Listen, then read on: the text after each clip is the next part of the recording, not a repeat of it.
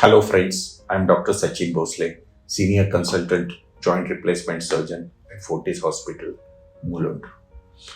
I get asked often by my patients that, Doctor, you are going to do my joint replacement. What can go wrong? What are the potential complications? Typically, a knee replacement or a hip replacement is having 95 to 97% success rate. Why is that?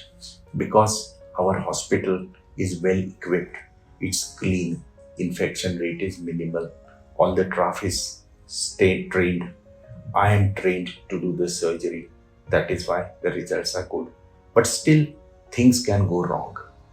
What complications can happen? Number one, the complication we are all afraid about is infection.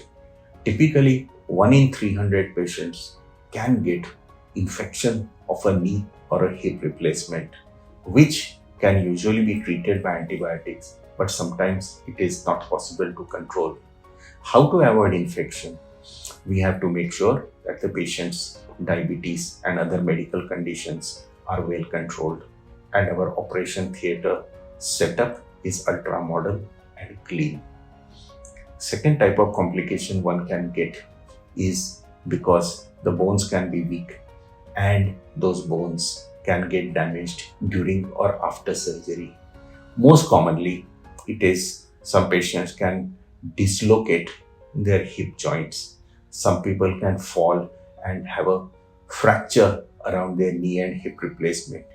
Fall and accident is something which we cannot always prevent completely, but one has to be careful to avoid this type of complication following a knee or a hip replacement. Typically, dislocation happens in also about 1 in 300 patients, which is not a very high incidence, but sometimes it does happen and we can put it back into position. If a fracture is there, we can fix the fracture with plates and screws. But how to avoid fractures?